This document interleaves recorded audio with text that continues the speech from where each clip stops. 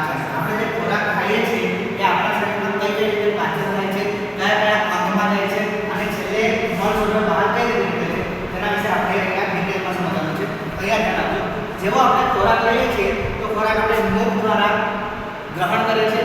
મુખ દ્વારા ગ્રહણ કર્યા પછી મુખમાં આવેલા દાંત, આ જે દાંત દેખાય છે એ શું કરે છે, દાંત એ ખોરાકનું ચાવે છે અને મોઢામાં આવેલી લાળ ગ્રંથિ શું કરે છે, ખોરાકને મુલાયમ બનાવે છે અને ખોરાકને ગળ્યો બનાવે છે.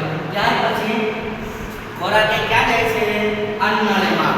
ખોરાક મુખમાંથી અન્નનળી મારફતે ક્યાં જાય છે, જઠરમાં. જઠરમાં આપણે કેવો દેખાય છે તમને, અંગ્રેજીના કેપિટલ અક્ષર જે જેવો દેખાય છે. તો અહીંયા અન્નનળી મારફતે ખોરાક ક્યાં આવે છે, જઠરમાં. અને જઠરમાં આપણે કયા એસિડનો સ્ત્રાવ થાય છે, હાઇડ્રોક્લોરિક એસિડ.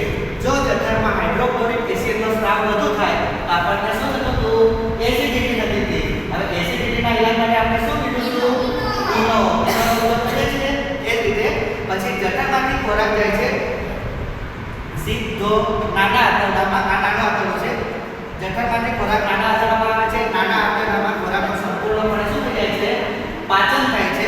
અને ત્યાર પછી ખોરાક ક્યાં જશે, આ લીલું લીલું દેખાય છે તે આપણો મોટો આંતરડો છે. ત્યાં મોટા આંતરડામાં ખોરાક જાય છે. મોટા આંતરડામાં માત્ર પાણીનું શોષણ થાય છે, ખોરાકનું પાચન થતું નથી. આપણા શરીર આપણે જે ખોરાક લઈએ છીએ તેમાંથી માત્ર પાણીનું શોષણ કોણ કરે છે, તો કે આ મોટું આંતરડું